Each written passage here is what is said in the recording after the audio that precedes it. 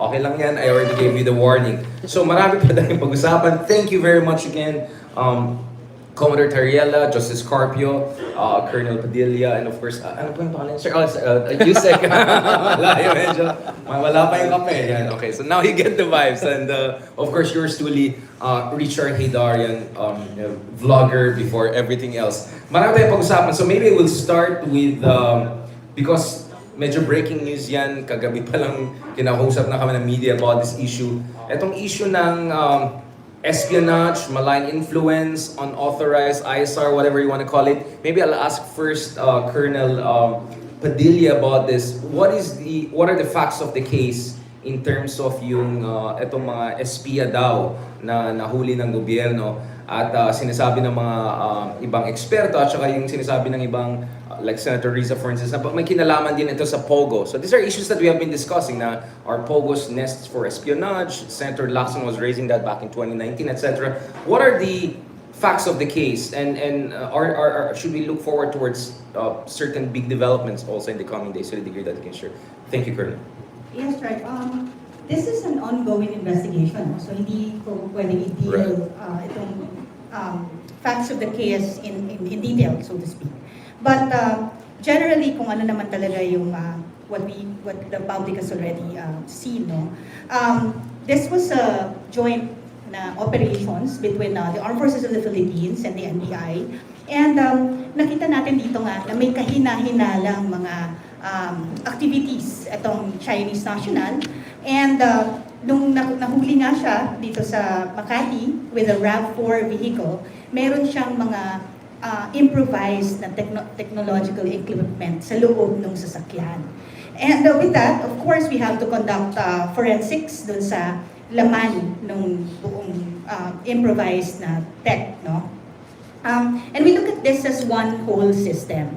Right. So when we say system, there's components of hardware to it, yung software na ginamit doon, no? Yung the data that passes inside, no? And what is processed, yun yung pinaka-importante. Kung ano yung laman nun, ano yung purpose nun, and saan patungo yun for what it's worth, no? Kung saan siya gagamitin. So lahat yan iniimbestigahan. Hinihimay-himay siya in detail, all of these components. And as we look at that, we also try to see how it is part of a bigger issue at hand. So we're trying to take a step back, look at the bigger picture and connect the dots together. So it's like a puzzle piece that we're trying to fit in all of the different scenarios at hand. So titingnan natin to how it connects to our geopolitical tensions that we're facing, no? Pati itong mga drones that were recovered in our seas, lahat yan, no? Over and above that, marami pang iba't ibang mga pangyayari that would fit into the picture. So you're saying this is just the tip of the iceberg, there's a whole network of operations we're potentially looking at here? Could be, yes. Pati nga yung illegal BOGO activities. Right. National Security Council, Yusek Malaya. Okay. Well, kasi there were statements made by the Embassy of China, no? That supposedly the accusations are baseless, no? That and that we should stop hyping the issue. You know, on the part of the National Security Council, I think what we would like to say is that we have a solid case. No? We have the solid case against the Chinese agent or spy that we arrested. No? Of course, we cannot preempt the release of the information to the public. The evidences that we have collected over time. Kasi I'd like to emphasize, Richard, no, na hindi naman ito parang one-day operation. No? There was extensive case build-up and surveillance was done on this individual. No? So nakita natin yung galaw niya, nakita natin na tinuntahan niya yung mga lugar na kahina-hinala and places of significant military importance to us, significant strategic locations which pinuntahan niya, nag-surveillance siya doon. And let me emphasize also that they were caught red-handed, right. No? Which in legal parlance is in flagrante delicto. No? Right. So hawak-hawak niya yung mga surveillance equipment, no? Kaya nahalala yung mga galaw niya. And then, so, ang masasabi lang namin in reaction, of course, to what the Chinese embassy and the Chinese government said in Beijing, is that this individual will have his day in court. Kaya nga natin final yung kaso. Di ba? We filed the necessary cases for violation of the Espionage Act and the cybercrime law. And he will have his opportunity. But insofar as the government is concerned, we have a very solid case. And we have all the necessary evidences to prove his culpability. Using Malaya, and of course, newly minted Dr. Malaya. Going back to this, a few months ago, there were a couple of reports about a certain person posing as a journalist who was apparently working with the MSS, Ministry of Security Services of China. Yeah. So it looks like the AFP and our security agencies have been looking into this espionage networks for quite some time. Was that the tip of the iceberg? Are we also looking at, again, of course, Happy Chinese New Year, of course. We don't want to go into this paranoid, xenophobic kind of Yes. mode. Yes. But the reality is that we also have cases whereby people posing as journalists, legitimate journalists, but actually they're engaged in high-grade intelligence gathering operations. How is the government approaching this issue and making sure at the same time we don't get into an overcorrection mode? Yeah. Richard, we have suspect that for a long time that they had extensive operations here in the Philippines. I don't want to preempt the announcement of the NBI, Right. and of course other relevant law enforcement agencies, but there will be more arrests. No? There will be more arrests. We'll probably have announcements in the next few days about other individuals which we also caught conducting intelligence operations in the Philippines. So, ang ano lang namin sa ating mga kababayan, we would like to thank all of them for their support to the government. Kasi nagsisimula ito sa report ng ating mga kababayan. Right. No? So, again, our appeal to the public, if you see any suspicious activity, please report that immediately to the nearest law enforcement agency, the Philippine National Police, even the armed forces. They have their intelligence service, which can help us. And of course, the National Bureau of Investigation. Yes, Richard, that this is just the tip of the iceberg. And there will be more arrests in the coming days because we have seen the extensive operations that they have been doing in the Philippines. And slowly, we are able to disrupt and to stop all of these activities in our country. Can I ask both of you, and then I want to go to Justice Carvio and also Commander Tarelli on the bigger issue of dealing with treasonous activities, espionage activities in peacetime, because there's a legal aspect to that. But before that, where's the POGO angle here? Because the concern was that you had a massive influx of nationals from a certain country. It looks like the verification mechanisms were not optimal. There were already concerns about PLA or Chinese intelligence agents embedding themselves in some of these supposedly legitimate business activities or online casino activities. Ano kinalaman ng dalawa na yan? The reason I'm asking that is because, I don't know, maybe this is just correlation, not necessarily causation. But sabi ng marami, kumunti daw yung mga spam sa text nung paalis na yung mga POGO, right? So at least maybe, there's one thing we know at least baka may kinalaman mga yan. But the more serious concern could be perhaps, where's the POGO angle on this? If you look at it, there's a different side of the POGO dito, no? Yung illegal side nila. Ang nakita natin dyan, with all of the investigations that have been made, may mga human trafficking tayo that was involved. Meron tayong mga cyber incidents, no? Na mga spamming incidents, scamming. And ito was evidenced, no? By doon sa mga raid that were conducted, and nakakita din tayo ng mga equipment na nandoon. What I'd like to point out here is para sa ating mga kababayan na wag i-downplay ito. Kasi some are saying na hindi naman high-tech itong equipment na to. But what matters is the data that is being taken and how it's gonna be used. Pag titignan mo yung data that's inside, no, the NBI will give a list. These are hundreds of topographic images of critical infrastructures. Right. So our power grids, our camps, our PNP and AFP camps. So bakit itong mga to ang talagang nandoon, no? Mga pantalan natin, mga frequented by Filipinos, malls, 'di ba? So mall goers sa mga Pilipino eh. So syempre, for us in the Armed Forces of the Philippines, we look at national security in general. And all of this that has an implication to national security, such as critical infrastructures, talagang titignan natin yan. So we really do not downplay all of these things. And we really value nga po itong mga reports that are coming from our kababayans. Kasi pati po yung mga na-recover nating drones from the seas came from our fishermen. Sila yung nag-report nito. No? So ngayon, may mga nakikita tayo like in social media. In the news kagabi, sir, meron din nag-report about yung kahina-hinala nga na Chinese national taking videos of PCG assets, no, and Navy assets. So itong mga to, we're looking at all of these things and trying to see how all of these incidents fit into a grand plan. And if speaking of grand plan, I mean, one of the defense you always hear from folks in the civil society, especially from the Chinoy community, is this idea that, oh, you know, we were talking to a person who asawa niya Filipino, 10 years na siya dito. So, are we saying that it's possible that the MSS or China is targeting also Philippine-based, or even Philippine citizens for that matter? Because some people are trying to use that to say, hindi yan magsuspike kasi Pinoy naman yan just because may Chinese blood or something. Is there a particular demographic that is being targeted? Is it a diverse demographic? Just for people to have an idea. Yeah. Yes, sure, no. Ang una natin dito we'd like to point out is we do not want to promote xenophobia and racism. Right. So we're not targeting a particular race or ethnicity or kung ano man. But ang tinitingnan natin dito is evidence-based. So we always work on empirical data on kung ano yung nagagather natin, no, na kahina-hinala nga. So it doesn't necessarily hone in, but ang nagkakataon talaga is nag-hone in siya to particular nationality. So, but again, it's always evidence-based. And yun nga, ang sabi ni Sir, they will have their day in court. And doon naman, they will have the opportunity to really put out their case out there.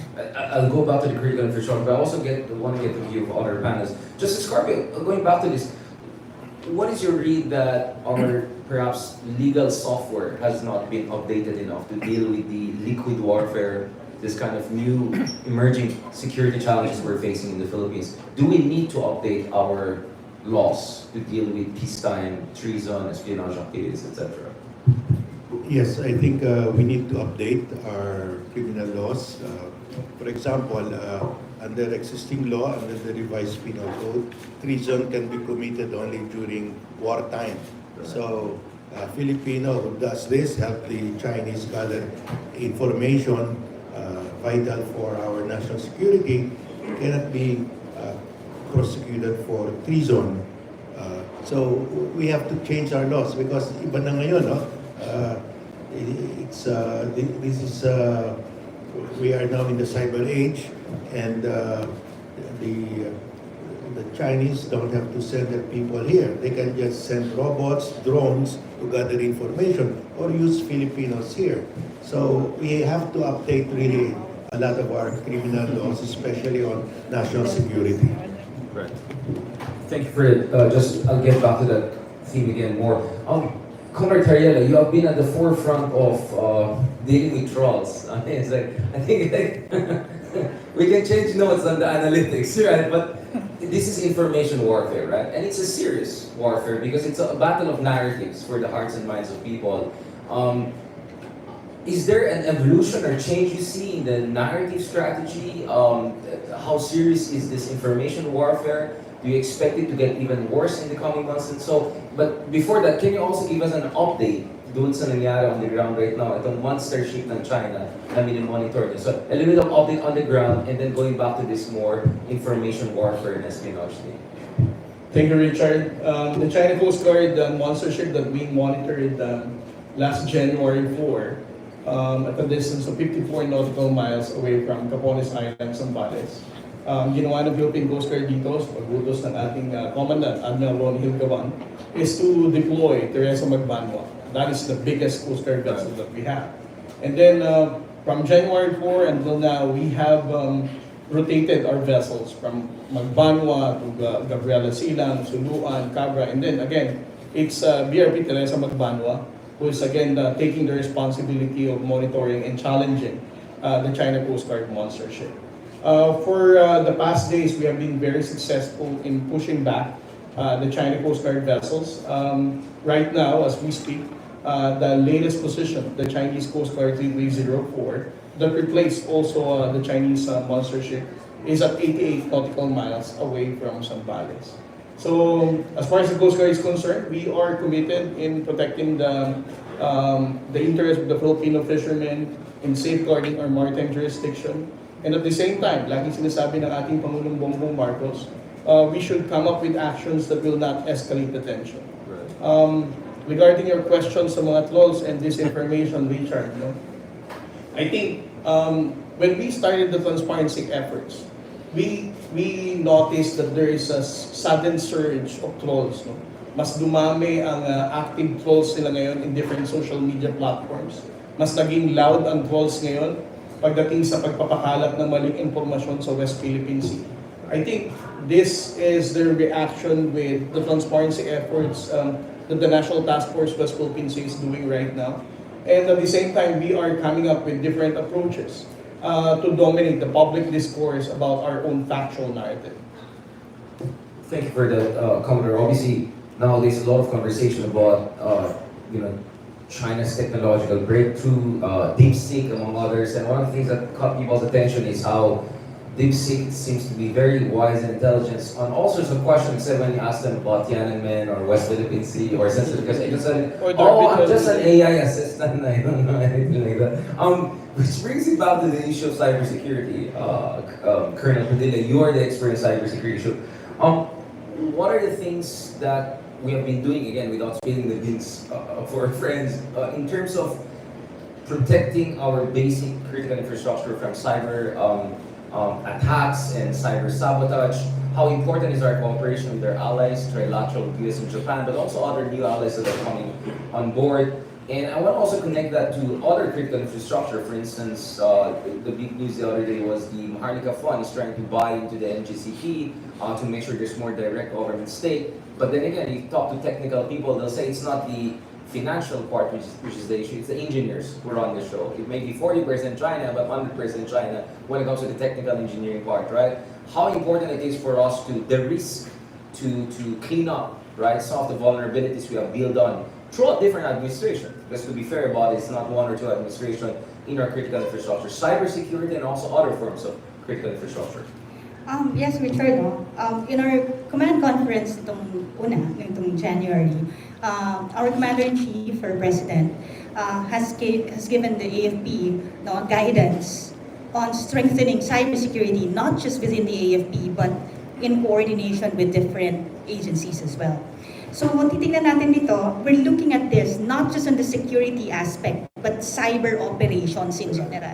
So how do we use all of these gadgets? Paano magiging mapanuri yung ating mga kababayan and all this, no? So ang kasama natin dyan, task natin is to teach them about cyber hygiene. Kasi security is everyone's responsibility. So kung ang great online presence natin, gamitin natin to our advantage, makakatulong ang bawat kababayan natin. So we can use social media to give reports, to make all of this videos showing itong mga kahina-hinala, then they can be part of evidences and all those things. No? So ang cyber operations is not just it's a system nga, no? How we use this hardware, ano yung policy natin to use certain softwares. So kung tingnan nyo yung US, they already banned TikTok, diba? Which is Chinese-owned. Until Trump saved them for 90 days, but that's already. Yes, so may mga ganon. So tinitingnan natin dyan how the Philippines will also look at all of this as an angle of us trying also to have certain policies that will govern our presence in the cyber domain. Kasi nga, ang laki ng presence ng Pilipino sa cyber domain. No? So, lahat yan tinitingnan natin. And of course, the advent of artificial intelligence. With AI now, you don't even need to have a troll farm with all of these people in front of computers. You can just use an AI and yun na siya, no? Lalabas na yung ano. And the possibilities in artificial intelligence is endless. We can use it for different means. So, ang tinitingnan natin dito, if AI is being used to attack us, to be antagonists on our part, then we also have to look into AI for our defense. Yusek Malay. do you have something to say on TikTok? I have a lot to say on TikTok, but maybe I'll talk to their legal team first. Man. So, I mean, especially elections also coming in, Yeah. right? I mean, one of the reasons raised in the U.S. for banning TikTok, well, there's a Trump element there, is that it's not only what's happening now, but what could happen in an event of conflict, right? So one of the scenarios, let's say there's a war over Taiwan, and then, vast majority of Americans are, into TikTok, then there could be a manipulation of information to undermine a kind of a, rallying around the flag, or a kind of at least basic understanding of the facts of the case. When you have a whole of nation approach, supposedly, when you're dealing with conflict. What is the level of discussion right now in the Philippine National Security Council when it comes to these issues? Because the DeepSeek now is, everyone is downloading it so much so that now I think it's only restricted to people of Chinese numbers or something like that. It's dampening the download because it's just so easy to use. It's so efficient. And then of course TikTok, which is doing very, very well. How worried should we be about these things without being, again, paranoid and overcorrective and also unfair to these folks? I mean, shout out to TikTok Philippines. They helped me to restore my account, which weirdly went banned and then returned, right? Like, weird things happen. Yes. Siguro, Richard, before I answer that, balikan ko lang yung sa amendments to the espionage law, yeah, act. Yeah, exactly, kasi yeah. this as part of our discussion on espionage. Kasi what we have is Commonwealth Act 616, Right. which is a very old law. 1941 pa po itong batas na ito, no? And as you mentioned very clearly, yung ating mga batas on espionage are pretty much outdated and it needs to be updated. And there are several bills now pending in Congress. Unfortunately, given the lack of time, material time that we have, probably this won't pass this Congress. But Yeah. this will be, again, part of the priorities of the National Security Council once Congress resumes its session sa June. No? So if this Congress, our focus was on the passage of the Maritime Zones Law and Archipelagic Sea Lanes, next year, ang ipupush namin is the amendments to the Espionage Act and the Foreign Malign Influence Act. No? Two very important pieces of legislation. As you mentioned, as part of lawfare in our desire to insulate or inoculate the Philippines from this. No? So just some important things that we need to update in our laws is to emphasize that espionage may be committed in times of peace and war. No? That should be very made clear in our laws. No? And itong the violation can be imposed on a foreign nation or enemy of the state, whether this be domestic or foreign. It has to be very made clear also. These are the things that gusto nating ma-amend. No? The use of drones, for example, kasi dun sa lumang batas, photographic evidence lang. No? So, dun sa lumang batas, if you take photos of a military installation, that is espionage. But if you use a drone or if you use a similar machine or device, hindi siya explicitly provided in the law. So we would like to include that as well. And then yung fines, no, has to be increased. Dati 10,000 lang. Right? So we want this increased to 1,500,000. Even the penalties we have to increase. So lahat ng ito, no, these amendments are clearly very needed given the fact that we are slowly uncovering a lot of intelligence operations being done by foreign states or foreign powers in the Philippines. And by doing so, we will be able to complete our defense system against them because we really need good legal foundations to be able to proceed forward. I think for that, Justice Carpio, I mean, obviously, we're not the first country that noticed we need to update our laws. A lot of our democratic friends, used to be based in Taiwan and Australia a lot. They have been having this conversation for a long time, and they have been updating and upgrading their legal infrastructure for quite some time. And these are liberal democracies, vibrant democracies. What are the best practices, perhaps, that could serve? Of course, it has to be a Filipino-specific, legal update. But nevertheless, we do have best practices that we can draw on, right? To make sure. Kasi, for sure, sasabihin naman ng yung mga nag-aspire. kasi kung 10,000 lang, okay na yan. Kung kikitain ko 1 million, 10,000 lang. So, they're gonna say, oh, this is authoritarianism. So how do we make sure it doesn't get weaponized, in short? And do we have evidence that it's not getting weaponized in other fellow democracies? Well, the US and the Europeans are a good example because they have updated their laws on Yeah. espionage. But they have maintained, they have protected freedom of expression. Right. No? So Australia has also recently updated their Yes. laws. And it's about time that we also update our laws. Right. But the protection will always be there. It's in the Constitution, so that cannot be changed. But we just have to have a change of mindset. Remember during the time of President Duterte, he even allowed DITO, which is China obviously Telecom back, yeah. supplied by Chinatel. All the equipment comes from China, Right. to put up these towers within all military camps nationwide, and that was allowed. Fortunately, the military did not implement that, so that has been scrapped, as the way I understand it. But we have to be very conscious of these developments now, because even our phones are being tapped all the time. I mean, it's very easy to follow.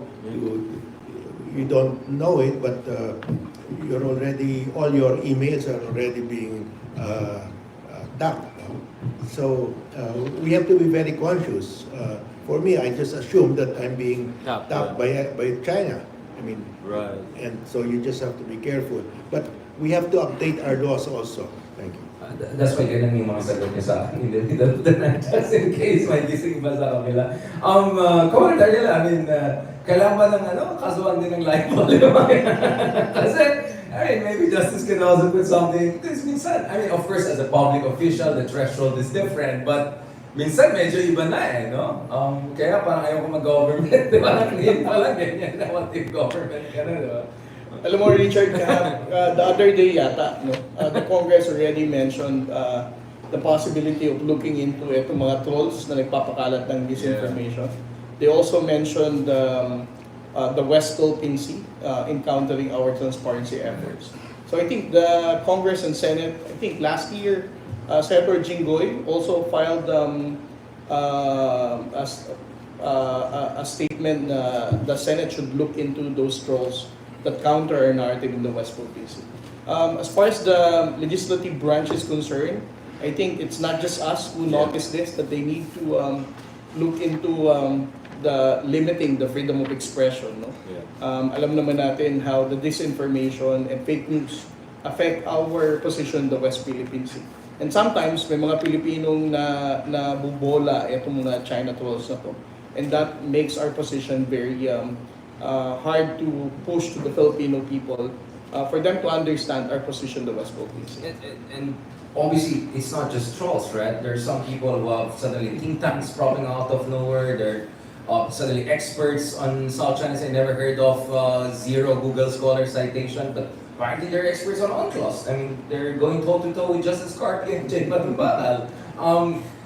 Should we nudge our friends to be a bit more transparent about where their loyalties lie? Like, Alam mo, hindi lang to mga claiming to be an academic. Itong mga ibang pro-China trolls na to, hindi na nga trolls, these are real people. yeah. Ay dating gobyerno, taga-gobyerno before. They used to be public officials.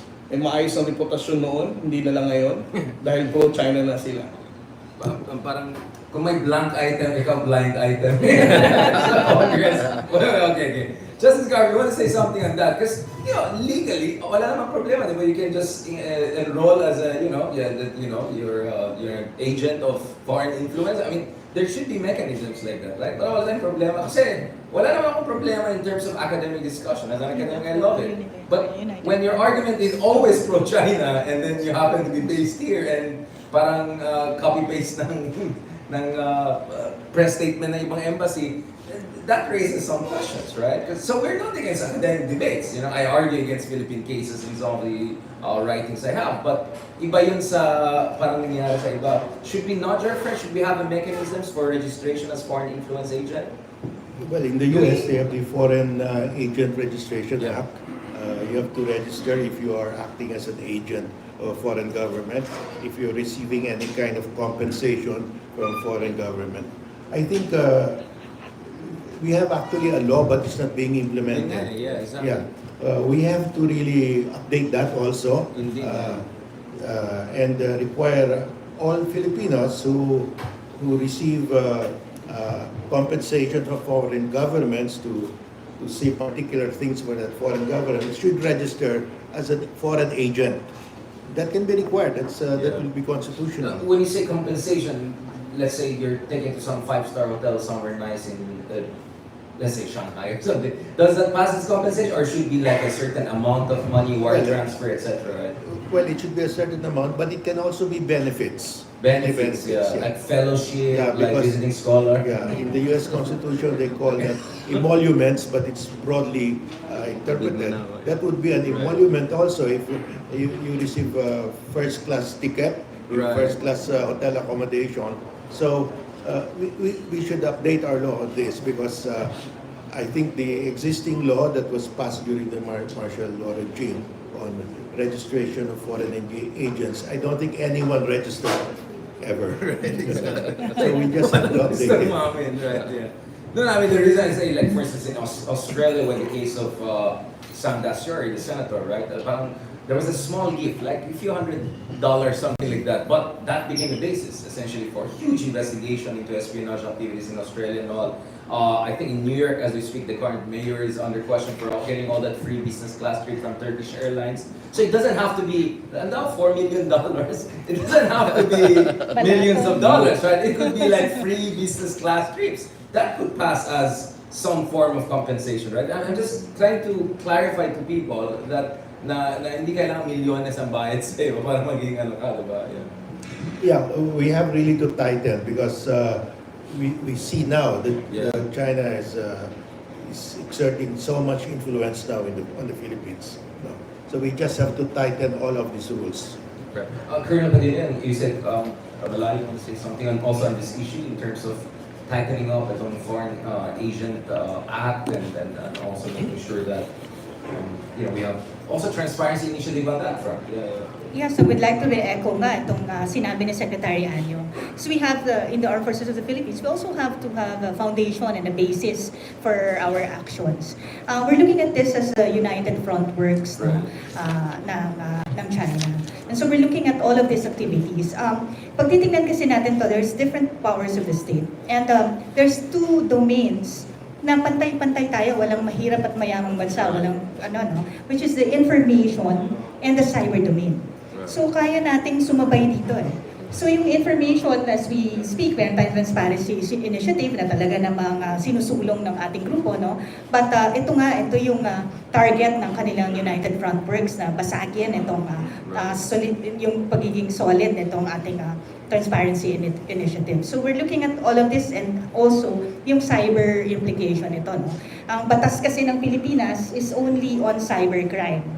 So very negative yung niya. But the cyber operations as a whole, what equipment will be using, what software can we be using, how to use them, where to deploy them, 'di ba? Yung mga bring your own devices in certain networks, wala tayong batas tungkol diyan. So, itong mga to kailangan din natin itong palawigin sa ating bansa para pati yung mga certain agencies, ano lang yung pwede nilang gamitin, ano lang yung mga devices na pwedeng kumonekta sa certain networks, user-raised assignments, kasama lahat yan. No? Napakalawak ng pwede pang mangyari, not just cybercrime. Kasi yun nga, ang batas natin, only the criminal aspect to use the use of cyber. And are you having interaction? Because I'm sure last year everyone was busy with Quadcom and Huawei and all. But what is the level of interaction with the legislative branch to make sure they're keeping abreast and doing their job on this front? Yeah. Sa side ko ng AFP, we are one part of the big picture. No? So this is more of like a national task force or a whole of nation, whole of government approach. And we are one part of the players in this. And we're doing our fair share to coordinate with the different agencies accordingly. So maganda naman po yung aming tandem, especially with the umbrella of NSC, no? Kasi sa kanila nga yung policy level, so operational level, kami na po yung mag-i-implement. Yusek Malay, you want to add on this issue on foreign influence agents? Yeah, United Well, Front. as mentioned by Justice Carpio, we have this very old law which was passed during World War II yata, no? During just before World War II, as a reaction also to the passage in the U.S. of their own Foreign Agent Registration Act. And medyo nakalimutan na natin ito, no? It could have been implemented before, but not anymore. But in the US, it's a very strong law. Very strict, yeah. Very strict. The FBI will just go to your office and ask you if you're if you're a lobbyist or a Yeah. firm lobbying for a foreign entity and hindi ka rehistrado, that could lead to severe penalties and imprisonment. No? So we also need that. So it's really a tandem of laws, the amendments of the espionage, an updated foreign agent registration, and the foreign malign influence and interference law, which a version has been just submitted to the Senate by Senator Tolentino yesterday. Right. Okay, so again, we hope that all of these pieces of legislation will be prioritized by the Senate and Congress once the new Congress assumes office in June. The other aspect I want to talk about is also we saw this emergence of LGU to LGU cooperation. Yes, So there, when it comes to Belt and Road Initiative, big ticket infrastructure projects, halos parang walang nangyari. You know, I call it pledge trap, right? Yeah. Maraming pangako, walang masyadong nangyari. But from what I understand is marami mga LGUs, we don't have to blind items tayo ulit, na marami silang mga sister city projects Yes. with China, and this could have implications for critical infrastructure. It's not just building schools or road widening. It could be something more, and some of these LGUs are in very sensitive locations, whether in the bigger geopolitical sense or close to military facilities. Yeah. How are we looking Yeah. at that aspect, the LGU level? Because puro tayo national eh. Yeah, we saw that already, what is called as foreign interference on the subnational level. Subnational, yeah. Yeah, so early last year, the DILG issued a order on the moratorium of Right. sisterhood cities. Kasi ang ginawa natin, nag-inventaryo tayo ng iba't ibang mga sisterhood or twinning arrangements Right. with between Philippine cities or local government units and those in China, in the People's Republic of China. And there was a review process that was undertaken. No? So there's a moratorium right now, and if there is a new sister cityhood or sister city arrangement, it'll have to be submitted to the DILG. The DILG issued a memorandum circular to this effect, and a review panel or committee was created. Kasama po kami doon sa National Security Council.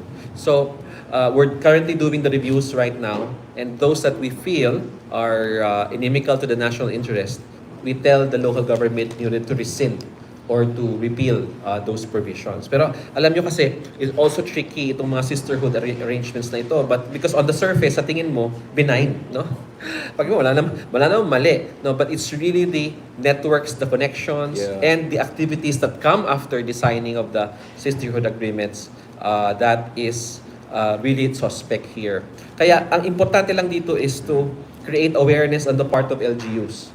Na dati kasi parang standard yan, na parang the more sister city arrangements you have with foreign LGUs, mas maganda. But now they understand that these could be instruments of foreign malign influence, and if they do so, sila na bahala. They can now guard themselves rather than always the national government telling them. So it's more of making them more resilient and make them more aware of the pitfalls of entering into sisterhood Are you arrangements. seeing a lot of these sisterhood arrangements again, you don't have to name names, but in particular sensitive provinces, maybe facing West Philippine Sea, Taiwan? You know? Yes, we saw that, no? So we saw that the LGUs had sisterhood arrangements were in strategic places, either facing the West Philippine Sea or adjacent to a EDCA site, or in an area where mining operations are present, and these the minerals in these mining operations are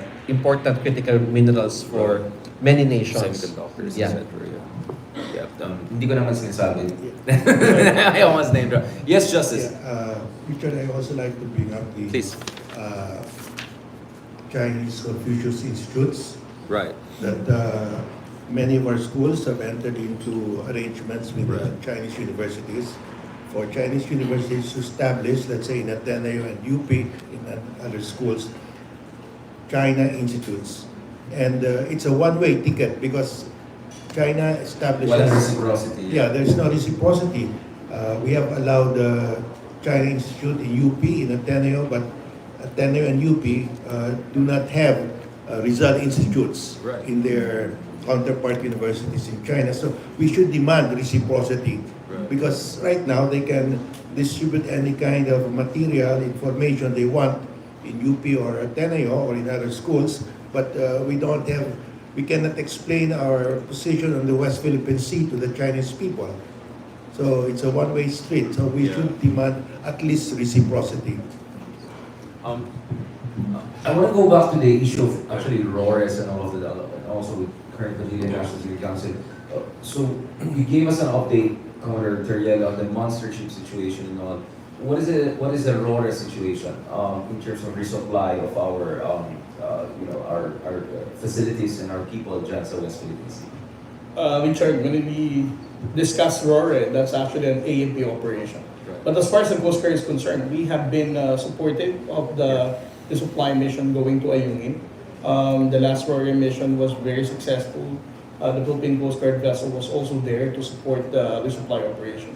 As to the details of which, I think the Armed Forces of the Philippines is in a better position to discuss the entire operation. Thank you. I mean, obviously next time we try to have also DFA and others, but from an AFP standpoint, Colonel, because the last major incident and was around June last year, right? And when there was an injury to one of our servicemen at least. But since then, there has been no major incident. So there are a lot of theories. One theory is my understanding, my arrangement, whatever. Again, what are the facts of the case with the degree that you can share? And what do you attribute the fact that there's no longer a major incident? Is it because China's accepted that we're not going to accept bullying, that we're going to stand our ground? Does this have to do also with America and our allies also standing with us? To the degree that you can share with us, ano yung dahilan na hindi nangyari yung mga kababalagan na nangyari last year? Kumbaga, yeah. So tingin ko chart policy level yun, no? Right. Yung higher level than the AFP. On the side of the Armed Forces of the Philippines, itong ating mga ROR missions, rotation and resupply, is the mandate of the AFP. So as long as we have AFP personnel in all of these features that we hold, no, we will continue to perform our mandate to look at the welfare, no, ng ating mga deployed dun sa area. So this is a regular thing for the Armed Forces of the Philippines kasi mandato nga namin to provide for good facilities for them, to feed them, and look out for their well-being and welfare altogether. No? So hindi lang kasi to iisang feature lang. All of the 9 features at any one time, regularly natin kinokonduktan. In fact, all the other 8 features, we use gray ships for that. No? So, continuous yan natin na ginagawa. Kung ano ang usapin na nakapaloob doon, that would be on a higher level authority to discuss. But in terms of the AFP, we will not be deterred to continue providing for this ROR missions to our troops in the ground. Sa tingin ba natin, nahanap ba natin yung right formula to make sure that China gets the message na hindi tayo pa-intimidate? Or do you think that this is an evolving threat and accordingly we have to keep on upping our game and working more with our allies and all? I know medyo speculative question yan, but my point is that syempre evolving yung situation on the ground. That China is not the China of 2 years ago, and I'm sure they're also responding accordingly. May pangkapat din sila sa Transparency Initiative, right? Or they try to, right? So I'm sure they're constantly adjusting to us, no? Meron bang new versions of salami slicing? Are we worried about setting dangerous precedents if we have certain arrangements here and there, right? I think ang na-point out at napapakita natin dyan as a whole, no, with our great, magandang samahan with other agencies. So we are in very close coordination with the Coast Guard in all of these ROR missions as well. And we actually salute the Coast Guard for yung kanilang pag-deter, no, sa paglapit nga nitong mga vessels ng China dito sa ating features. But ang maganda nating i-point out dito is the great resolve of the Filipinos to continue on with this independently. So titignan natin dyan, even if we have offers to conduct ROR missions all together, no, we do it independently. Kaya natin with our own resolves, with our own assets, as we continue to modernize and as we also continue to strengthen alliances with like-minded nations. Tinitignan din natin kung ano yung maitutulong nila. And not just for this, not just for these missions on sea, but nag-ano rin to nagre-resonate din siya pati sa ating HADR missions. So, itong alliances natin, mas malawak yung sakop din niya over just doing these ROR missions. Thank you for segueing into the next important part. We just want to talk about how the new Trump administration, what are the implications for our bilateral lands. But Yusik Malay, you want to add also on the ROR issue from the National Security Council point of view in terms of coordination, making sure everyone's working together, lessons learned, learning lessons, moving forward. Yeah. Well, Richard, alam mo naman that we have the preliminary understanding. No? Yeah. And the preliminary understanding really is a direct result of the June 17, 2024 incident wherein meron tayong violent incident na nangyari na naputulan ng daliri yung isa sa ating mga tropa. So as a result of that, the People's Republic of China saw that they're not going to get any good press whatsoever dito sa mangyayaring ito, and they thought of coming to terms with the Philippines. No, they saw the reputational damage that they suffered worldwide because the entire world knew how barbaric the actions of the Chinese Coast Guard was. So that led to the BCM meetings that produced the preliminary understanding. So that was a breakthrough, and I must emphasize that what's good about the preliminary understanding is that we can now resupply our troops in BRP Sierra Madre in a peaceful fashion, and we have been doing so in a regular way since the signing of the preliminary understanding. And in the last BCM, both sides committed to continue the implementation of the preliminary understanding. So on the side of the Philippines, this really is a good step because, and also on the side of China, because that means that they are also open to some sort of arrangement. Because at the end of the day, what's critical is BRP Sierra Madre is still there. No, there's no way that it's going anywhere, and that we are committed to resupply our troops because they are a symbol of our sovereignty in that area. Yes, Commodore, and then also Justice. Yeah, please. Yes, I would like to just highlight that the provisional understanding that we have with China is only targeted in a union supply. Right. It doesn't apply to the entire West Philippines. Right. There's no provisional understanding whatsoever that covers the entire West Philippines. Right. It's only concentrated in a union. But aren't you fearing that China will push for that? That yung precedence issue that, then maybe next we have to do on Sabina show. Next. Yeah.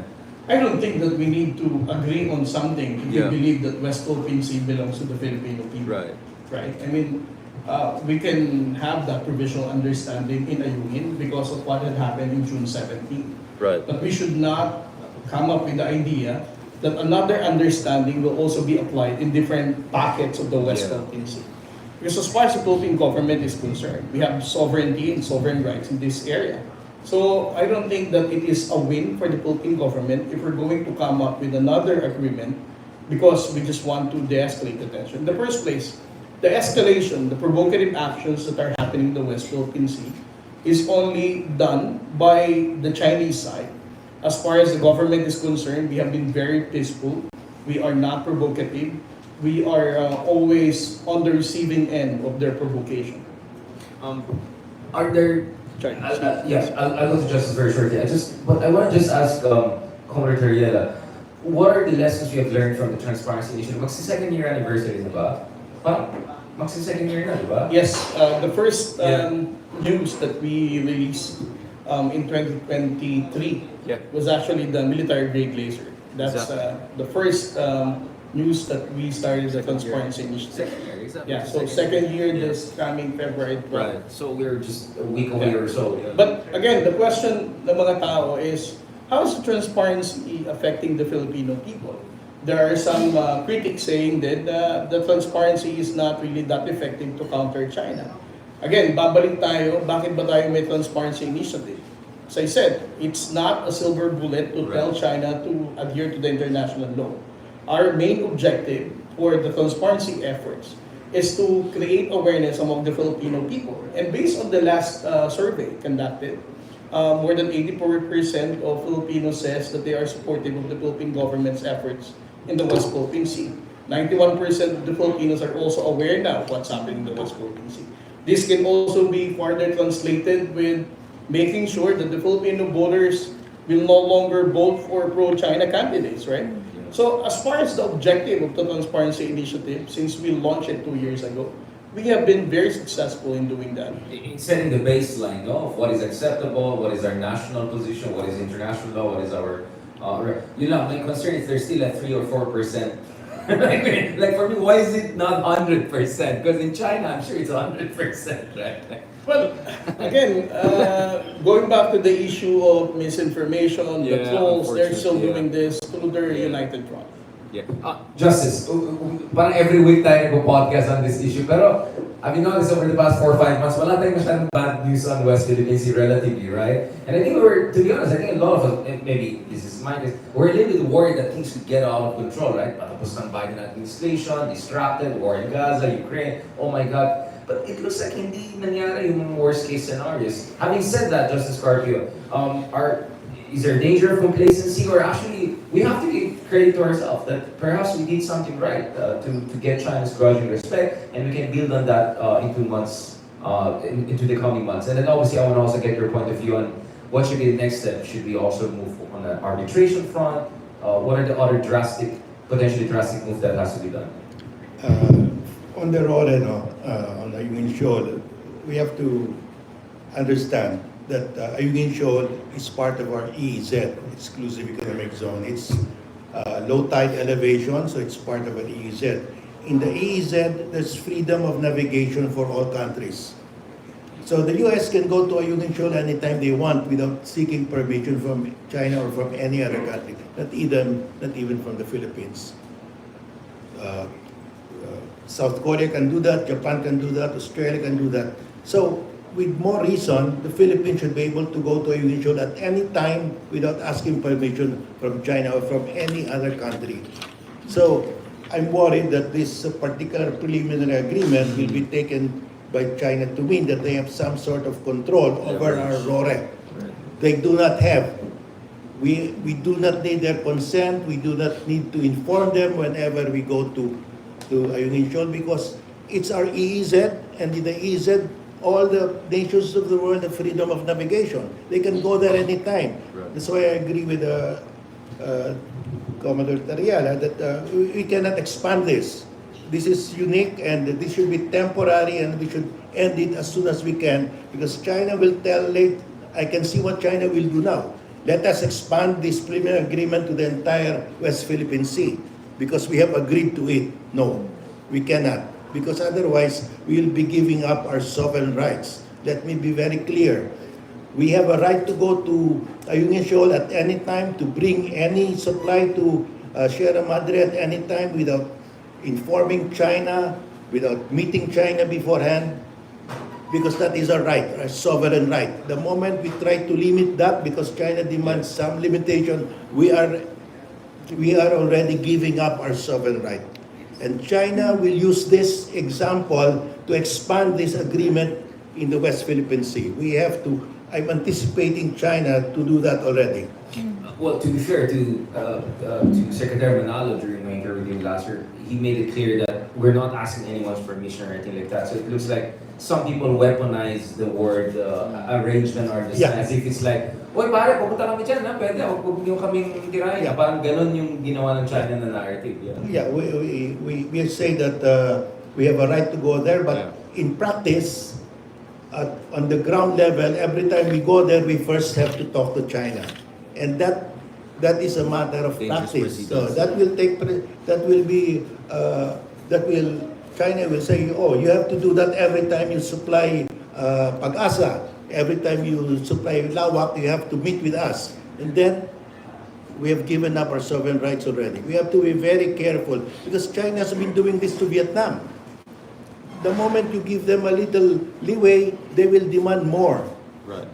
So we have to be very careful that we do not give up our sovereign rights, because whatever we do on the ground is the one that will prevail, even if you put there that without prejudice to Philippine sovereign rights. But if you actually do it in practice, you ask permission from them, then that will prevail.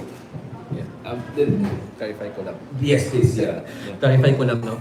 You know, of course, there's a lot of speculation about the contents of the preliminary understanding, because we cannot really release the contents of the preliminary understanding without the consent of China, no? Right. The PRC. But let me just clarify that, number one, we do not ask permission every time we do the RORE. Number two, there is no inspection of any of the ships that go to the RORE. And number three, there is no so-called supervision. And I think the Armed Forces of the Philippines and the Philippine Coast Guard can layer me on this, no? Because we will never, as mentioned by Justice Carpio, we will never surrender our sovereign rights and our sovereignty, because our position in Ayungin Shoal is very clear, and that the BRP Sierra Madre is there as the flag bearer and as a symbol of our sovereignty in that part of the PRC, of the West Philippine Sea. I think what I think what That's good. That's good. yeah, exactly. I think what is muddling the issue here, I think what's muddling the issue here is the spin being done by the PRC, no, in the statements that they're making. But let me just make it very clear to the public, as mentioned kanina, that there is no permission, there is no inspection, and there is no supervision whatsoever. Just to be clear about this, and maybe Colonel Padilla also can comment on this. Is it because there was a gentleman's agreement in the past, whatever that was, that China's thinking they can have this mini gentleman's agreement? Is this they're trying? Because I'm trying to understand it. We're talking about precedents, right? The precedents I can think about is the gentleman's agreement under the Duterte administration in China. My sense is that if you're China and you had a gentleman's agreement with Duterte, your sense is you can always have something along those lines, a baby version of the gentleman's And because agreement. what brought the preliminary understanding was the fact that the PRC realized that we will never back down.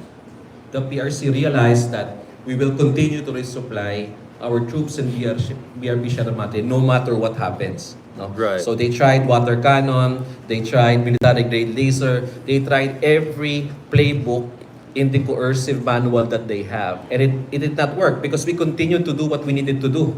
Diba? Tuloy lang tayo ng tuloy. And then they found out na it's useless doing all of these coercive actions to them because the Philippines are not being deterred. The Philippines is not being intimidated. So they were the ones that called us, mag-usap na lang tayo.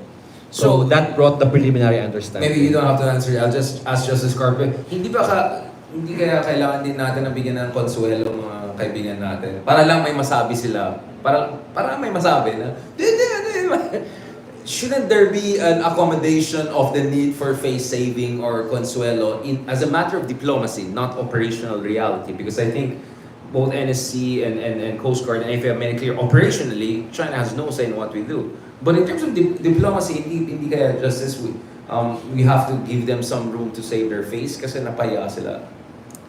Well,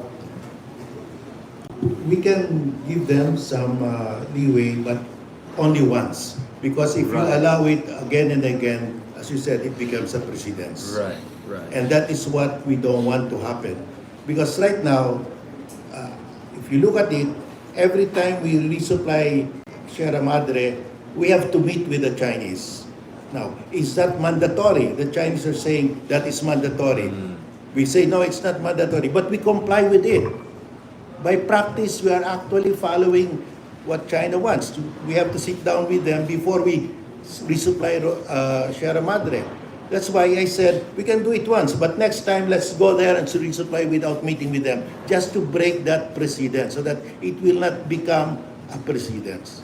And Justice, do you think that the next step, obviously I think we have slightly different interpretation of this, which is why we are having this discussion. We're not supposed to have 100% consensus. But Justice, do you think that we, at this point, because the fact that medyo tahimik ang West Philippines, maybe it's the typhoon season, I don't know, whatever, na, is it time for us to think about the next step, including potential another arbitration case? I haven't heard from DOJ recently, but there was a news item na naman the other week na baka there's a second arbitration on the environmental front. Is it serious? Should it be serious? Should we go to the next level? Because kayo po yung progenitor na hindi yan eh. Yeah, there's one thing that China fears. Yeah. China dreads that we will bring China to another arbitral case. But we should, because that's exactly what they fear. And we have an opening because one, we filed our extended continental shelf claim off the coast of Palawan beyond the Spratlys, and China protested. China said, no, we own that because that's within the 10-dash line. Under the rules of the UN Commission on the Limits of the Continental Shelf, everything is frozen the moment there's an opposition. So we cannot move forward. There can be no decision because the rules say the UN Commission will not act because there is an opposition. under the rules, it's up for us now, if we want to move it forward, to file the arbitration case. So we have to file the arbitration case because that's the next logical step to resolve the issue. If we don't, then that will be an outstanding issue forever. And we don't want that because over time, China is gaining ground. China is getting more, it's getting stronger. It has more warships now. It has throughout military history, it has the biggest it has the most number of shipyards to manufacture like an assembly line warships. So time is on their side. So we have really to bring the issue now to an arbitral tribunal, but we're not. That's why I'm saying we have to bring it, because if we delay, China is winning. Obviously, the thrust of and this is the last part of this podcast part, then we'll go to the press conference. Good Justice also has to leave soon. The whole point of the arbitration case is about a rules-based international order, and well, this is my opinion.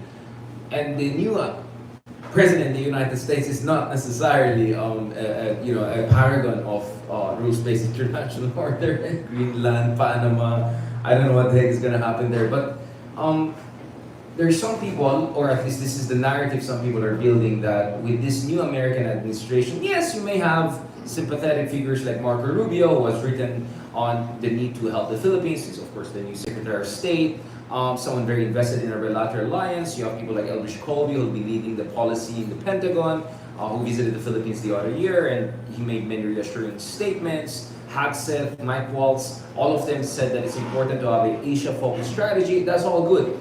But the reality is that on one hand, you have Trump being Trump, talking about grand bargain, deal making, saying all of these things about China, which it's not very reassuring, just to be honest about it, including his bald face on the TikTok ban, which some people, even in his own party, are raising eyebrows about. And then, of course, there's also the more concrete fact that some of the new appointments coming into top positions, including some of the folks who lead the Southeast Asia portfolio in the Pentagon. I want to read a quote from one of them. Ayaw ng pangalan, baka magkaaway mo.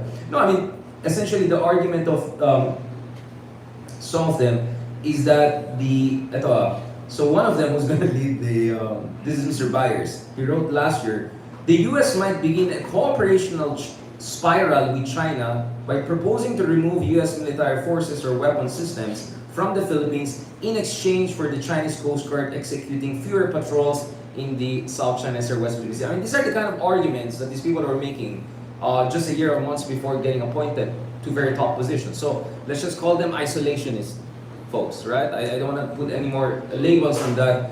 I just find it fascinating that there are people who are openly saying, yung Philippines, sorry na lang kunin namin yung mga weapon system na mag-usap. And like, this should be worrying. With the combination of Trump also saying all of these things, let's make a deal. So, how do we make sure that we hedge against worst case scenarios? Of course, we have to wish for the best, but what are we doing to make sure that we're not over-dependent on the United States and don't end up as a pawn in what some of these folks are calling a cooperation spiral rather than a deterrence logic when dealing with China? Well, Richard, the US has been an isolationist country twice in history, before World War I and before World War II, and they could be isolationists again. And that's really the fear there, that they will say, okay, we'll agree with China to divide the world. President Xi has offered the US, let's divide the world. The first island chain will be, everything within the first island chain will belong to China, and beyond that, the US. And, Trump is a deal maker. We don't know how he will decide eventually, although we have a lot of friends in the State Department, in the US Congress, Senate, and House, and the military. But the decision maker is something we really don't know. Because remember, Trump said just before he assumed office, said we cannot blame Russia for invading Ukraine. What if tomorrow Trump will say we cannot blame China for invading the Spratlys? So we really don't know. So how do we react to this? How do we respond? We have to strengthen our external defense. There's no other way. We have to we have to modernize the AFP. And that's why we're questioning why Congress chopped off 15 billion from the AFP Modernization Fund and put it in the flood control of DPWH. We have to strengthen our own, because at the end of the day, we can only rely on ourselves. The U.S. might become isolationist. So we have to have deterrence, just like Vietnam. They have 6 kilo plus submarines, they have fighter jets, they have anti-ship missiles. Of course, they cannot beat China in a war, but they can give China bloody nose, and that is enough for deterrence. That's what we want, deterrence only. Right now, we don't have that deterrence yet. So we have to spend more on AFP modernization to achieve that deterrence. Because we don't know really what Trump will do. Because Trump is threatening to withdraw from NATO. If he can withdraw from NATO, that's a mutual defense treaty of the US with Europe. He can also say, well, we'll withdraw from our mutual defense treaty with the Philippines. He can do that also. If he can do that with Europe, with Boris, and he can do that with us. So we have to be prepared for that day. Thank Right. you. To be fair, I don't think even Trump knows what Trump wants. So like, the theories is the last whisper in his ear, but I don't want to go down that road. AFP, Colonel Padilla, what is the Philippines doing to make sure na hindi tayo hostage sa whims of whoever is occupying the White House, whether it's Trump, whoever is the next? Because as a sovereign nation, we have to have a say, right? And what the heck we're going to do about our own national interest. The reason I'm saying this is because as we speak, although just for transparency purposes, it was the former Biden National Security Council people who tagged me with this one. Hoy, mama, magre-replace sa amin, ganito. And the next thing I know, even my Republican friends were saying, check out some of these guys getting in. So, shout out to some of our friends there. But the reality is that, parati natin pinag-usapan yan eh. There are alliances are important, but at the end of the day, as a sovereign nation, you call your own shot. You have to protect yourself. What are the things we have been doing and what are the things we should do, aside from the fact na hindi kaltasan yung budget from 50 to 35 billion? That's 30%. Yeah. Yes, no. Ano naman dyan is hindi tayo dependent on one particular nation for anything. What we do, even in our ROR missions, so we do it independently despite offers for some nations to help us conduct it. No?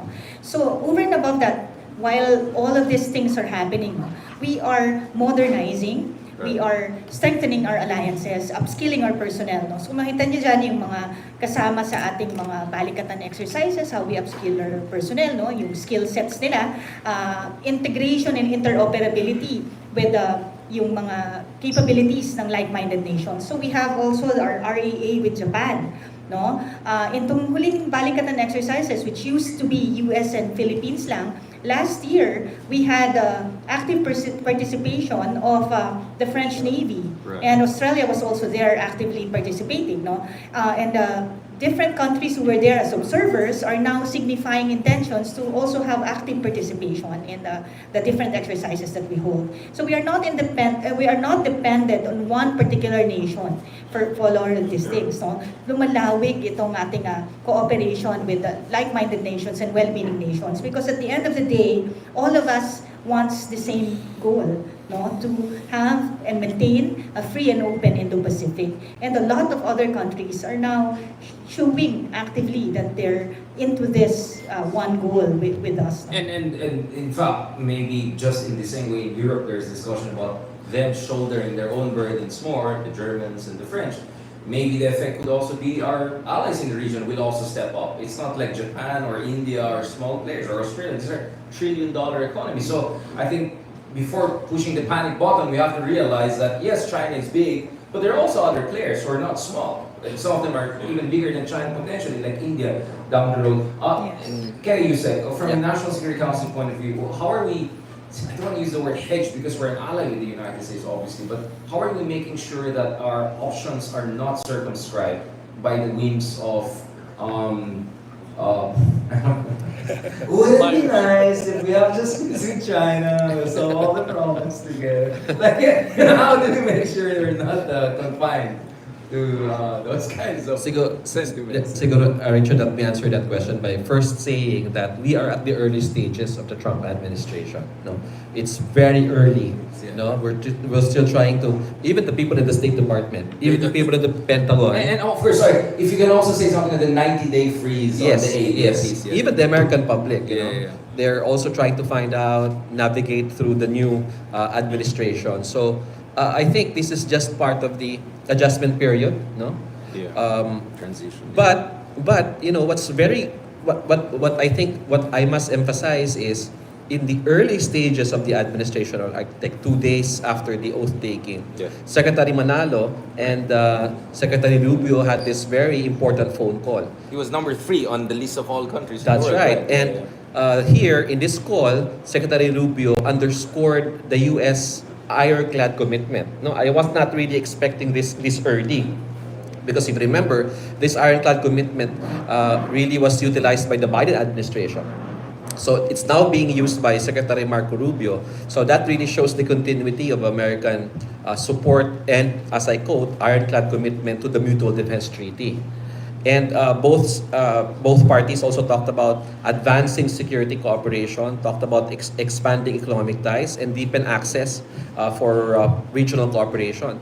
And this was followed by another meeting between Defense Secretary Mike Gibo Waltz. Teodoro and the new National Security Advisor Mark Waltz, wherein they also talked about strengthening the alliance between the Philippines and the United States. So I think if we based our assessment here, no, it really shows the solid foundation of the U.S.-Philippine alliance. No?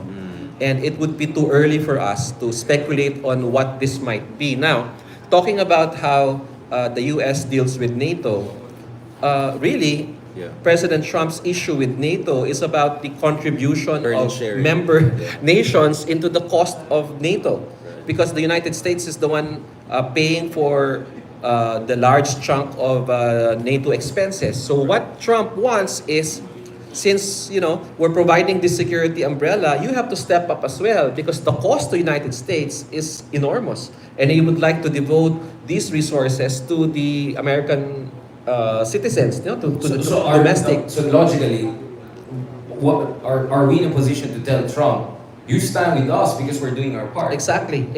And I think we have shown to the United States that we have been ramping up also our defense spending.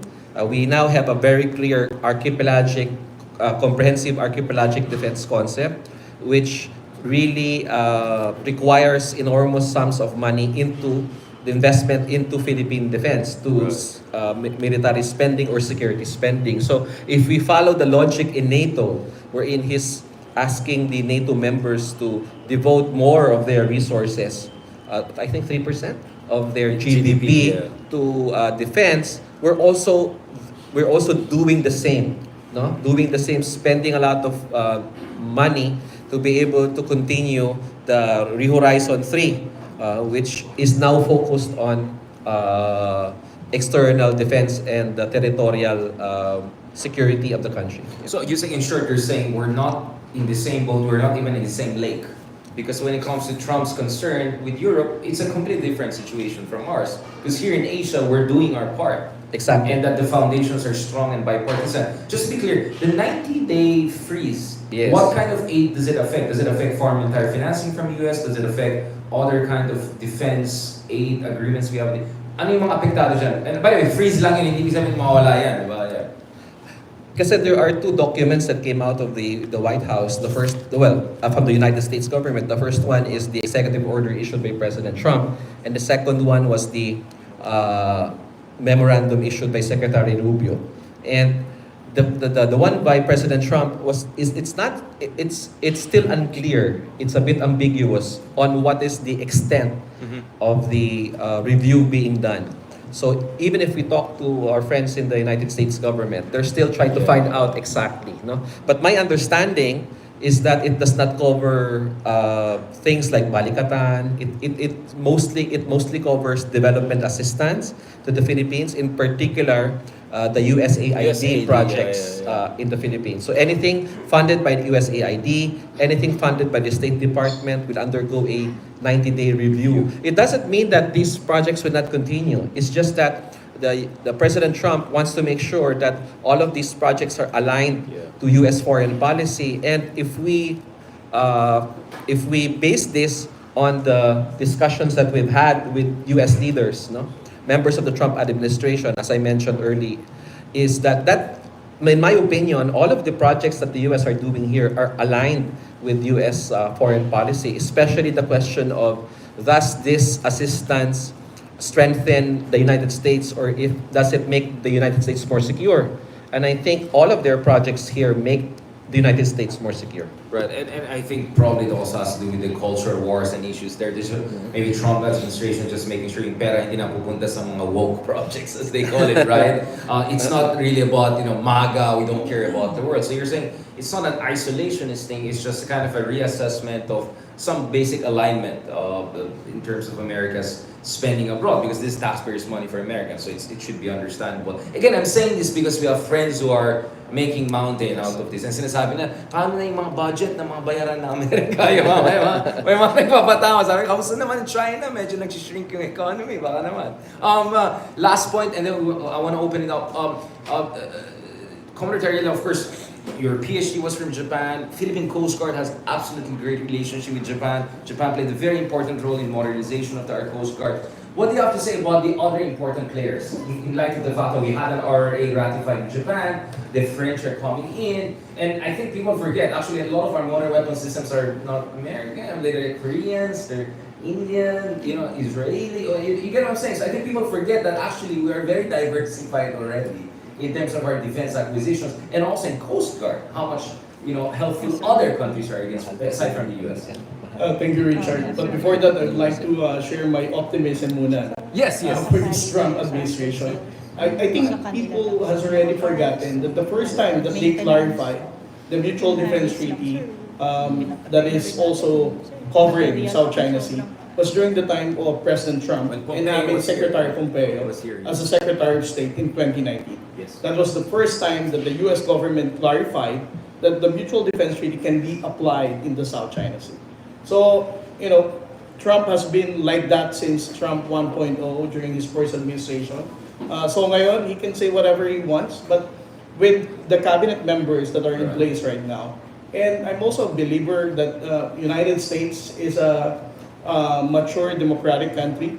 There are democratic institutions in place that will not allow the US government to, deteriorate from being protector of the rules-based order that we all enjoy. And, without going into the details kasi si Justice Carpio, I would also like to highlight that the transparency effort of the Philippine government is also anchored in protecting our interests na hindi tayo dependent sa isang bansa lamang. The transparency initiative that we're doing is to create awareness to the international partners who are protector of the rules-based order. We have to make sure that across Europe, Japan, Australia, and the entire world, to include India, that there is this one country that is intentionally and blatantly violating the international law. I've always been mentioning this.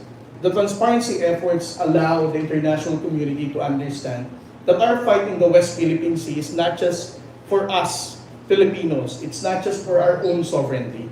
It is a fight for everybody that wants to preserve the rules-based order.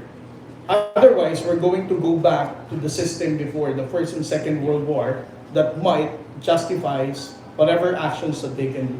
And that is what we're doing right now. The mere fact that we launched transparency efforts 2 years ago, marami ng bansa ang nakipag-ugnayan sa Armed Forces of the Philippines, Philippine Coast Guard, to deepen our security cooperation and to support our modernization efforts for the military.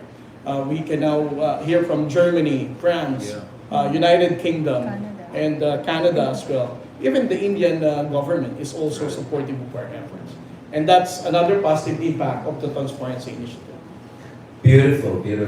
Thank you for that clarification and a more positive note under the Trump 2.0 administration. Now, because Justice has to go a little bit ahead, the rest will still stick around a little bit. Siguro yung mga ibang kaibigan natin sa media, if they have questions, that has to do with the legal aspects of the West Philippines disputes or even the strategic aspects. Are there any questions or any reactions or violent?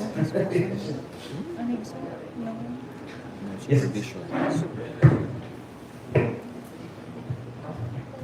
Hi, good morning po. Mac Gonzalez from GMA. Sir, I'm just going to digress just a little bit back to the foreign malign influence we were talking about. Kasi po ngayon, it's an issue with the Senate na merong grinanta ng Filipino citizenship, si Lee Duan Wang. And Senator Rizon Rivers is saying this person is allegedly connected to POGO operators. So is the NSC or the AFP also looking into this? And for Justice Carpio, do you think we should have stricter rules now about granting Filipino citizenships dahil nga po nagkakaroon ng mga ganitong issues like the Go-Waping incident? Thank you po. And maybe palaki yung budget ng Philippine statistics, by mga piatos, mga check natin. I mean, Justice, you can also answer the other part, but maybe first start with Justice and then AFP. Yeah, I think we have to be more strict in registering late birth registrations with the Register of Civil Registrar. If there is a late registration, it should not be the sole authority of the civil registrar to approve it. It should go to, let's say, DOJ or some other body, just to make sure that there is a counter-checking mechanism, because you've seen a lot of late registrations that turned out to be fake, and that's the entry of a lot of Chinese aliens getting Filipino citizenship. So I think that has to be strengthened. It cannot be the civil registrar himself who will decide that this late registrant should be approved. It has to be another body just to counter-check. AFP. For that, no, ang ano natin dyan is when there is smoke, there is flame. So we do not downplay any report that is given to the Armed Forces of the Philippines. Ang AFP is just one of the players in this. No? So if you look at this, we have to approach it in a whole of government approach. No? So if you look at all of this malign influence, all of this parts and bits and pieces that form part of a grand plan, tulong-tulong ang lahat-lahat ng iba't ibang ahensya rito. So tinitingnan natin dito, katulad nitong huling national nga na iniimbestigahan natin, he got his citizenship because he married a Filipina. So nasa batas kasi din natin yun, no? So yun yung nagamit for illegality of that. So what we look into on the side of the AFP, national security implications. So yun sa side namin. That's why we are fortifying our units to have this intelligence command and cyber command. Kasi nga, ito na yung modern na warfare that we're facing. So we also have to marry, yung efforts ng ating AFP into the contemporary modern challenges that we face. So ito, hindi kaya ng AFP, ito lang. But together with all other agencies. Kasi nga, Bureau of Immigration, kasama dito, no? Diba? Pati nga po yung mga birth certificates and all, they're all part of this. So, hindi siya isang part lang po ang AFP to this, no? So we have to have great alliances also with the different agencies on this. And for this, nakita natin na naging mapanuri na nga tayo ngayon as we keep saying that security is everyone's responsibility, hindi lang din government ito, but bawat mamamayang Pilipino. So hindi namin maisantabi na malaking tulong po yung reports na binibigay ng ating mga kababayan for us to really closely look into this. And kung meron mang report na matanggap ang AFP, aaksyonan namin ito. If there's a disproportionate focus based on our intelligence that certain demographics are being targeted, should we work with community leaders there? Because as we speak, there are community leaders who are saying, oh, don't target us and all. So maybe the logical solution is, let's just work together so that it doesn't come off as if we're targeting the whole community. We're just trying to look at the rotten apples here and there. Yes or no? So, this is all part of this. No? So, yung Transparency Initiative, sa amin sa AFP po, we came up with our communications plan. No? Meron tayong plan mulat. So, kasama yan, we really go down to the levels of even our fishermen, kinakausap natin yan. Kaya nga, itong mga part ng drones, ngayon, nire-report na nila. No? So, through all of this, yung huling lumabas was a previous incident pa. Dahil nakita nga niya na ito na malaking usapin na to. Na yung dati, hindi naman nila nire-report because these are small incidents lang. Ngayon, they also see a bigger picture to this. So mas malawak na rin yung understanding ng bawat Pilipino, no? And yung concern nila to be part of this. So ang gusto talaga din natin dyan is to ignite the patriotism of the Filipino and the nationalism of every Filipino to be part of this conversation as a whole.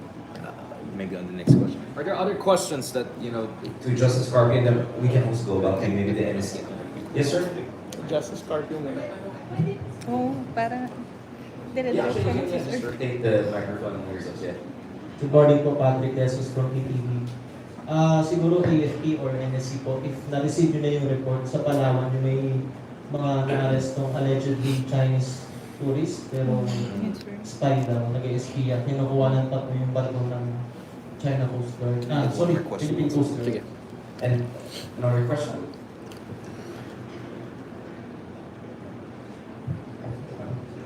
Sasaki from the Toronto News, Japanese, and I wish to ask to Dr. Malaya about the MRC Typhoon. MRC Typhoon. China is now criticizing about the system, saying that it's not a defensive weapon. It is offensive and strategic weapon, which is capable to carry nuclear warhead. Do you comment on their views? And is the nuclear umbrella deterrence is needed for the Philippines? maybe also Justice Carpio, you can comment this, but we'll start with Yusek Malaya, please. Yes. Doon muna sa unang tanong tungkol doon sa insidente sa Palawan. Yes, no. We have been coordinating very closely with our intelligence services, with the Philippine National Police, the National Bureau of Investigation, and all law enforcement agencies of government. Gaya nga ng sinabi ko kanina, because there will be announcements here in the next few days. No? Siguro what I can say right now is that there will be more arrests. And this includes what happened there in Palawan. Right. No?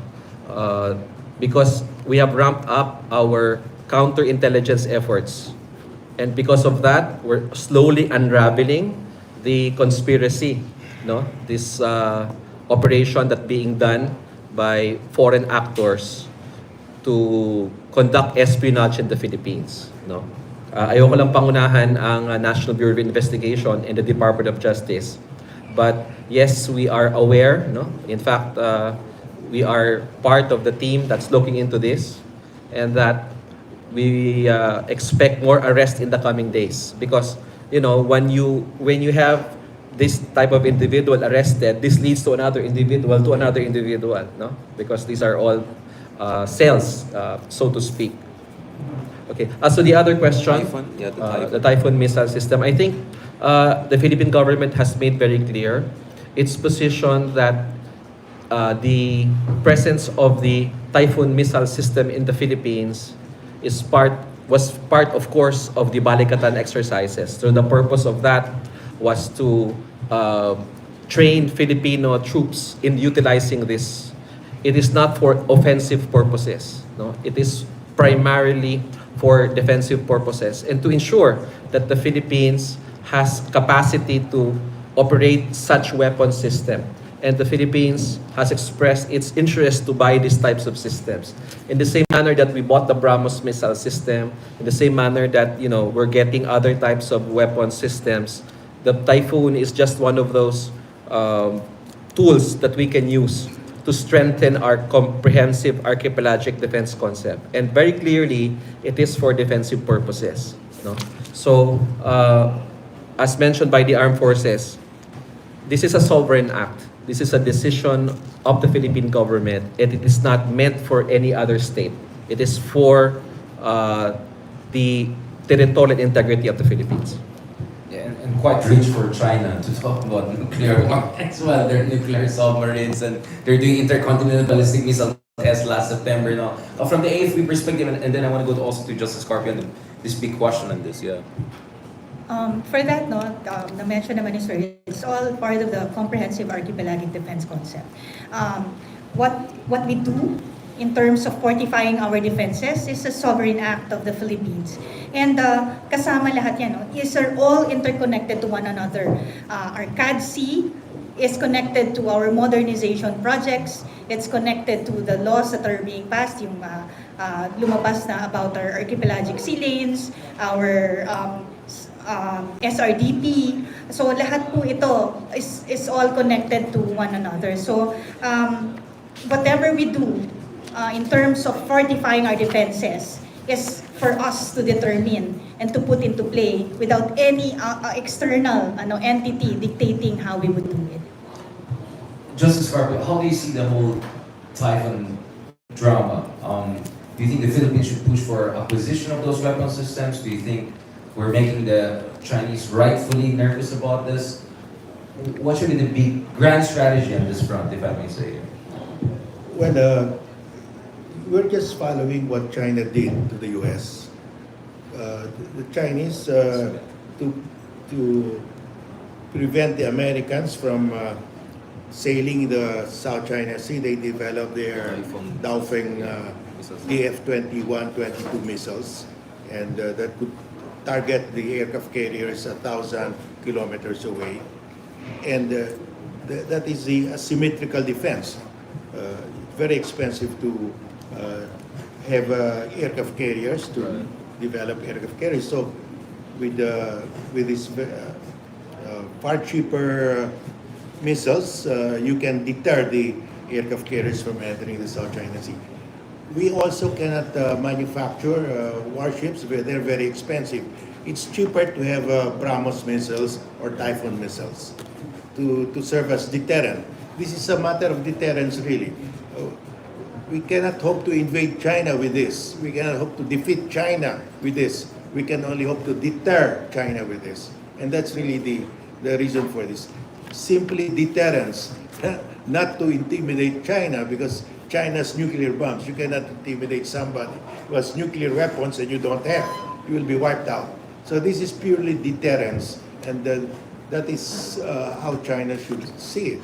We're just defending But just ourselves. there was a question: should we eventually push the Americans to extend their nuclear umbrella to us, or maybe it's too early to go that far? Because that's a big debate in Japan, from what I understand from conversations. Well, that goes already with the Mutual Defense Treaty, because if there is a nuclear attack on us, then the Americans will be obliged legally to support us. And the only way to, under international law, you have to retaliate with the same force that was used against you. So if it's a nuclear attack, you can respond by a nuclear attack. That's automatic under the Mutual Defense Treaty.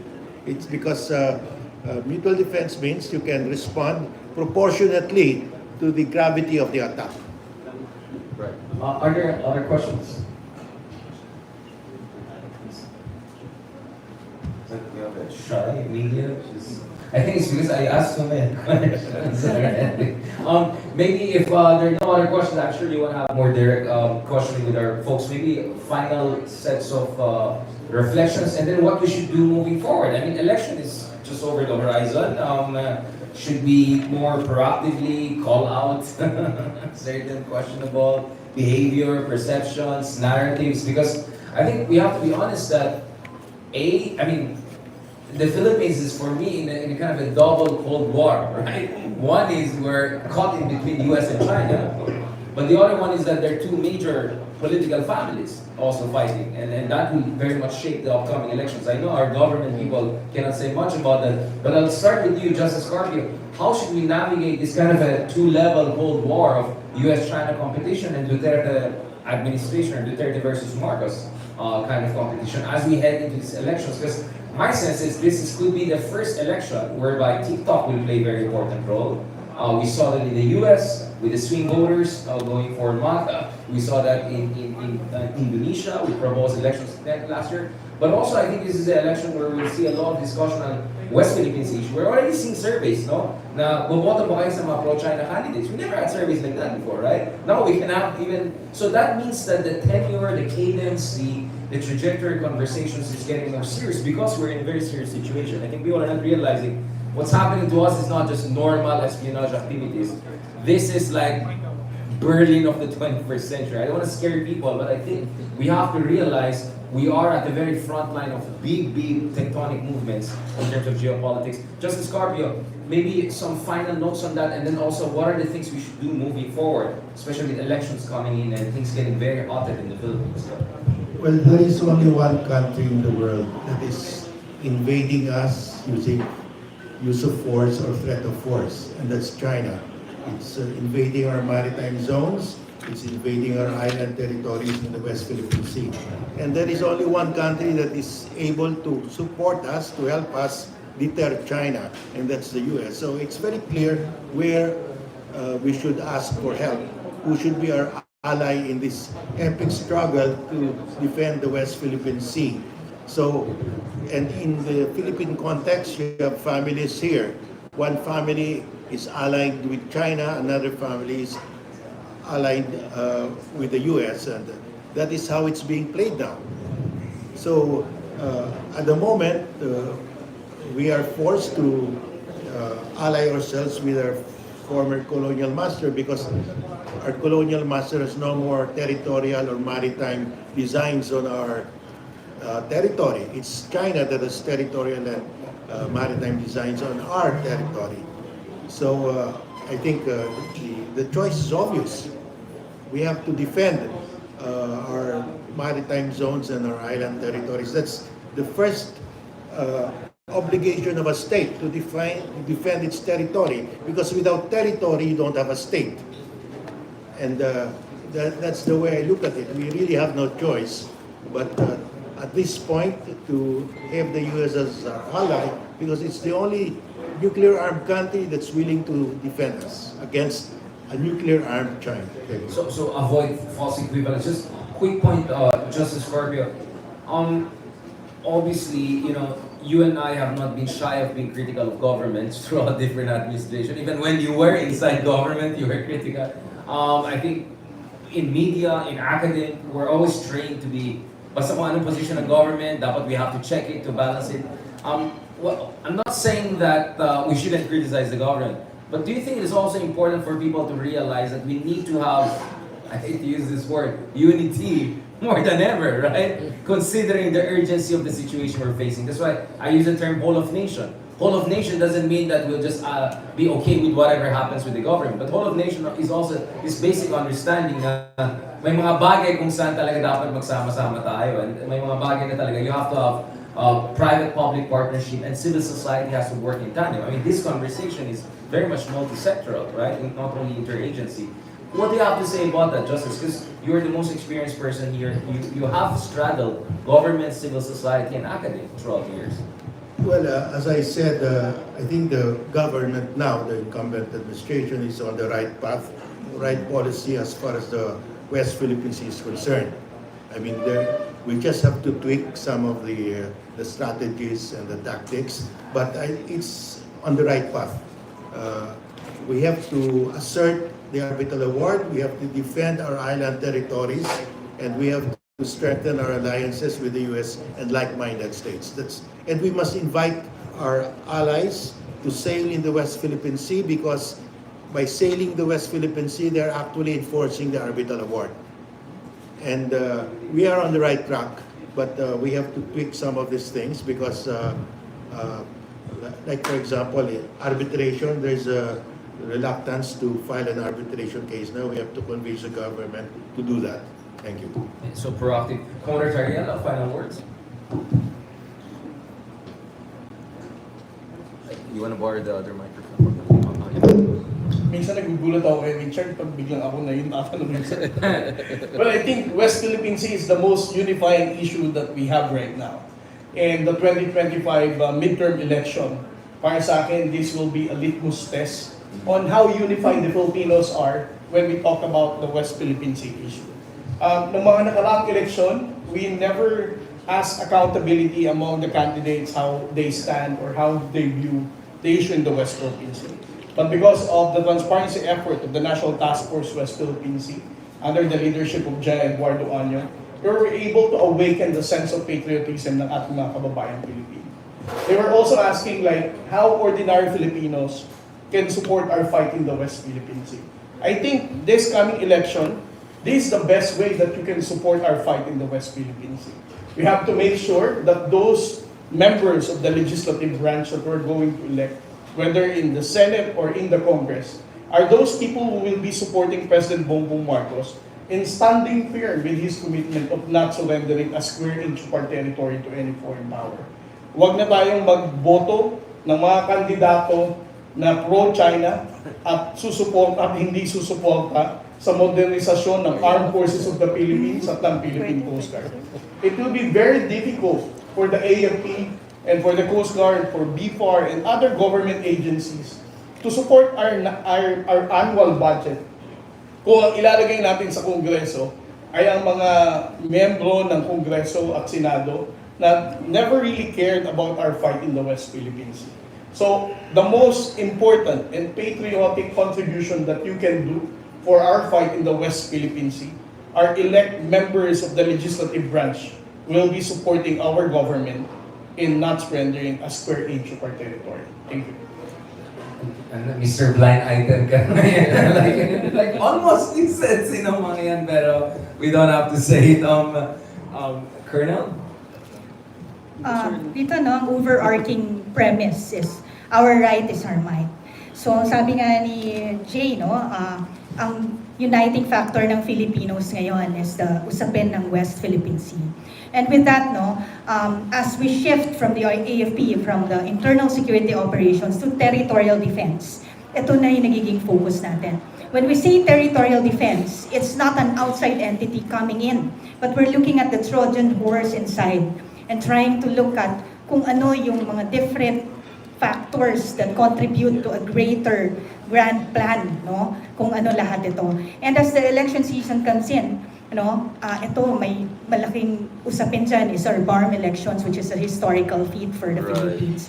And we're looking at any influence that will hamper the peaceful conduct of this. So kasama lahat yan sa lahat ng tinututukan natin. And with this, bawat mamamayang Pilipino, parte tayo dyan as we exercise our constitutional right to have our voice be heard and have a stake on who will be leading us into our future, no?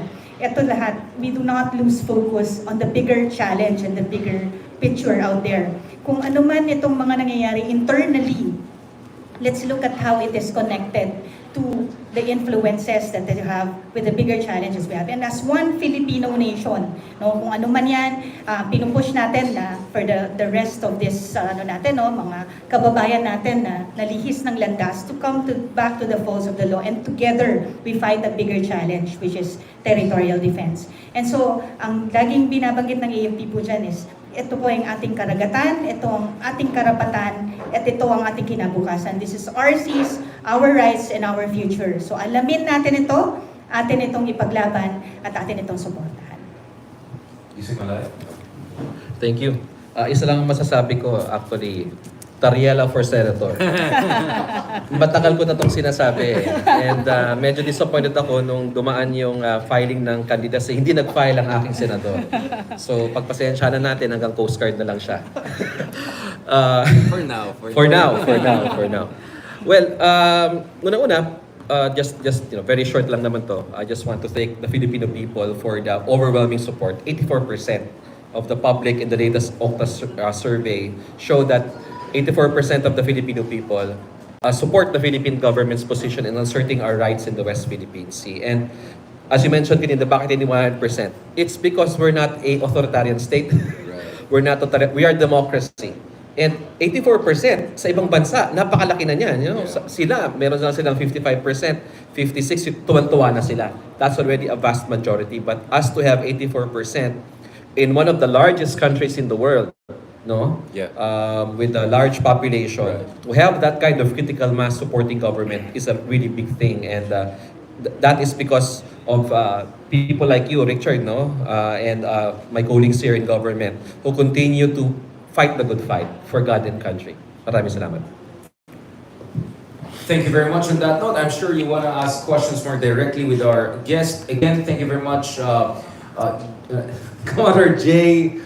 Blind Item Tariela. My senator. My 2028 pa. There's 2028, 2028. Thank you very much again, Justice Carpio. Very, very much appreciate your intervention. Nakita ko may konting may mga differences and all, which is always good. We appreciate it. Pero lahat naman tayo nasa 84%. Pero yung mga kaibigan natin, sabi na hindi naman totoo daw yung mga survey na yan kasi 1,000 lang daw ang kinausap. Sabi ko mukhang census yata. Medyo hindi yata nag-aaral ng basic statistics yung mga kaibigan natin. 1,000 lang naman tinanong. Paano nila masabi na 3% lang kami? Ayan naman tayo. Thank you very much, Colonel, for also joining us. We were very also conscious to make sure we have as much diversity here, but you're not here because of diversity. You're here because of the fantastic points of your bringing. And thank you so much for really reminding people what is AFP doing on multiple fronts and reminding people what are the stakes here. And of course, thank you very much also to our newly minted Dr. Usak Malaya, our Japanese friends are very conscious to make sure, Sensei. And thank you very much for everyone for joining us for this latest episode of Utak Forum. Utak, Usapan, Tap, at palitan natin. Very trollish siya. Ang dami natin trigger. Utak Forum, pero in fairness. Next time, isip. Isip naman. Isip. Mamaya mag-yoga session na tayo. But I think now people realize bakit we feel we can justify the utak also. Kasi talagang malaman ito. I'm just looking at my notes, like 10 pages of notes with my horrible handwriting. So much was discussed. Beautiful, beautiful. Thank you very much and looking forward. We'll update you on the next episodes of Utak Forum and don't worry, we'll make sure as many different views as possible and more people from Katipunan and Taft will also join us. Maraming salamat. God bless and mabuhay ang Pilipinas. Thank you. Okay.